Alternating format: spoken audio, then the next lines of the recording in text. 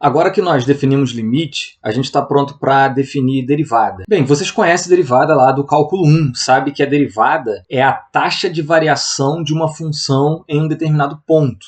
Então, a derivada da função f num ponto x0, ela representa a taxa de variação da função f no ponto x0. O que seria a taxa de variação? Seria uma espécie de variação instantânea. Por exemplo, se f é a função posição de um móvel com respeito ao tempo x, então a derivada de f num ponto x0 é a velocidade exata, a velocidade instantânea desse móvel no tempo x0. Observem que variação instantânea, taxa de variação ou velocidade instantânea são expressões um tanto quanto contraditórias, porque variação pressupõe mudança, instantânea pressupõe ponto exato, instante. Velocidade, por exemplo, é medida de variação de espaço por variação de tempo. E instantâneo significa num instante exato, num ponto de tempo, não tem variação de tempo ali. Então, por um lado, velocidade é variação de espaço por variação de tempo. O tempo precisa variar, mudar. Você precisa sair de um ponto do tempo para um outro ponto do tempo, de um instante do tempo para um outro instante do tempo. E, por outro lado, instantânea, de velocidade instantânea, seria exatamente num ponto. Logo, uma forma de contornar essa contradição é o conceito de limite. Por isso que a taxa de variação, ou, entre aspas, variação instantânea, é o limite da variação da função quando a variação dos valores do domínio tende a zero. Assim, sendo A um conjunto de números reais, f é uma função que vai de A em R, x0 é ao mesmo tempo um elemento do domínio da função e também um ponto de acumulação do domínio da função.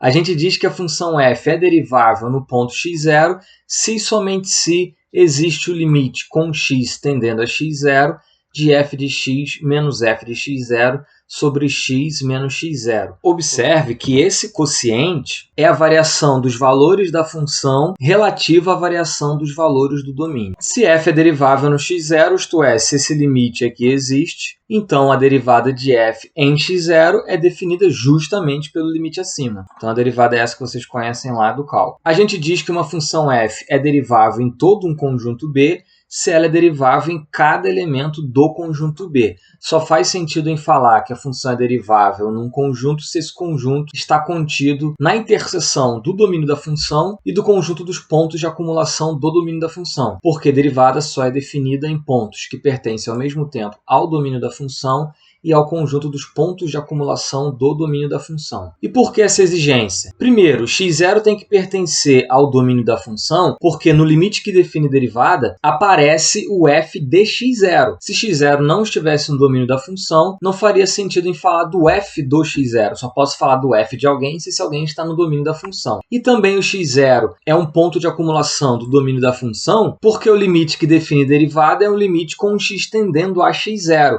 Você vai se lembrar da definição de limite, que só faz sentido em falar de limite com x tendendo a x0 se o x0 for um ponto de acumulação. Veja, não estou dizendo que se x0 é ponto de acumulação, então com certeza o limite existe. E aí, consequentemente, com certeza a função é derivável. Não, x0 ser ponto de acumulação é o pré-requisito para eu poder definir limite. Se esse limite existe ou não é uma outra história. Ele vai existir se as condições da definição de limite forem satisfeitas. Então, se esse limite aqui existir, a função é derivável no ponto x0. Se não existir, a função não é derivável.